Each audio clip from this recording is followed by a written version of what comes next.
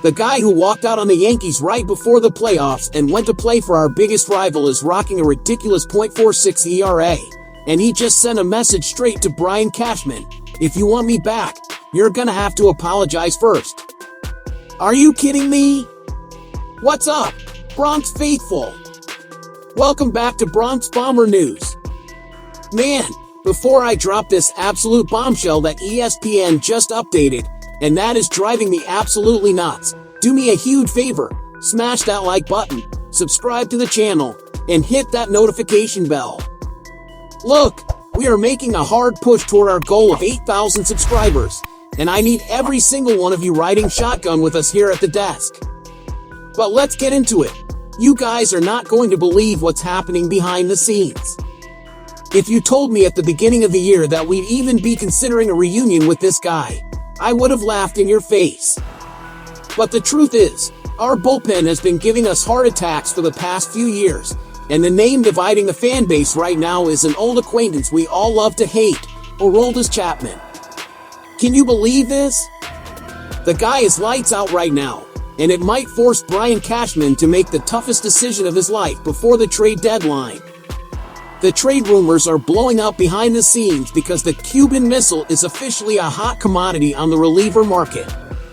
What really shocked everyone was looking at the stat sheet of the veteran southpaw, who's currently wearing the jersey of our arch rivals, the Boston Red Sox.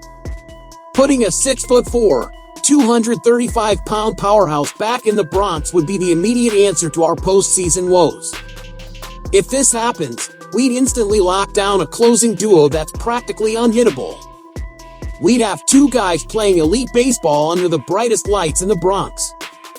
And the more you look at these 2026 numbers, the more obvious it gets that the front office is going to have to swallow its pride to make this reunion a reality. Now, real talk between you and me, fan to fan, seeing these numbers gives me a knot in my stomach. The guy is a monster, we know that. He spent years saving our skins in the Bronx, but the way he walked out on us back in 2022 was one of the softest, most unprofessional moves I've ever seen a player pull in a Yankee uniform. I still absolutely despise how this guy quit on the team right before the 2022 postseason just to go get a tattoo and hang out in Miami. And here's my hot take, whether you like it or not, Chapman doing this interview now and demanding a public apology from Brian Cashman is pure trolling. The guy knows our bullpen is limping to the finish line, and he's rubbing salt in our wounds while wearing a Red Sox uniform. It's enough to make any Yankee fan sick to their stomach. But the worst part? Looking at our roster today, we desperately need a live arm like that. If we look back at his track record for as long as I can remember, the pieces start falling into place. Chapman's journey in the big league started back in 2010 with the Cincinnati Reds, where he blew everyone away with his velocity, finishing that year 2-2 with a 2.03 ERA in 15 games. In 2011, he appeared in 54 games, going 4-1. Then, in 2012 and 2013, he put up back-to-back spectacular seasons with 38 saves for the Reds, flashing a 1.51 ERA and then a 2.54, establishing himself as absolute elite. In 2014 and 2015, he kept up that dominant pace with 36 and 330 saves.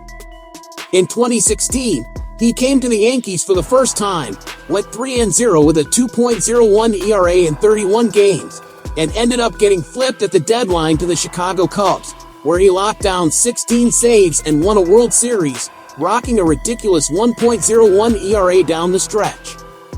The Yankees saw that, opened up the checkbook, and brought him right back. The return to the Bronx gave us some fantastic years, with 22 saves in 2017, 32 saves in 2018, and 37 saves in 2019. Even in the shortened 2020 season, he managed 3 saves in 13 games with a 3.09 ERA. In 2021, he still locked down 30 saves for us. However, 2022 was rock bottom.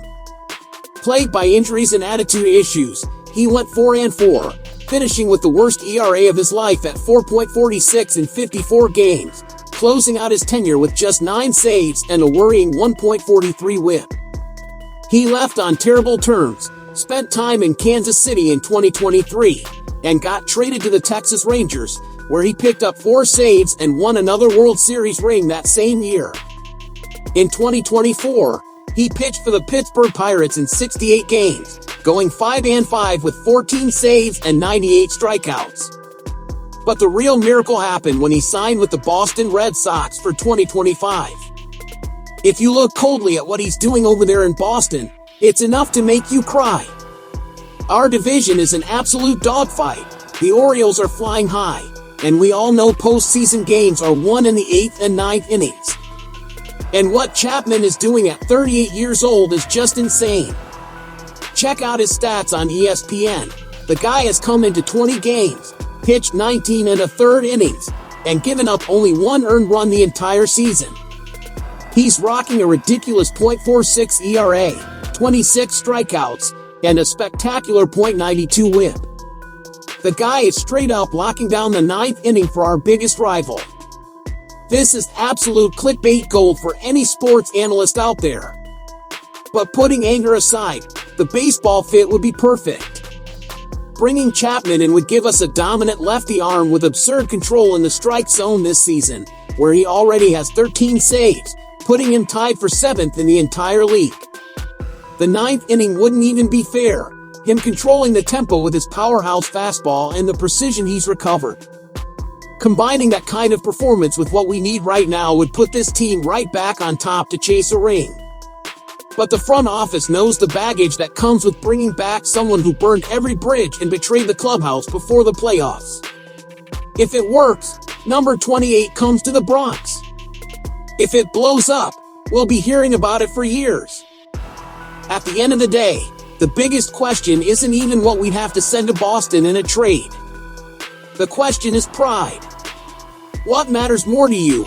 Brian Cashman swallowing his pride, calling Chapman, and apologizing to bring in an elite arm, or us continuing to blow games late and risking our shot at World Series title number 28. Like I said, we are closing in on our goal of 8,000 subscribers, so hit that subscribe button so you don't miss any inside Yankee news. And drop your thoughts in the comments below, because I want to debate this with you guys. Would you take the Cuban Missile back to save our season, or is he dead to you after 2022? Should Cashman apologize or not? Let me know what you're thinking. Peace out!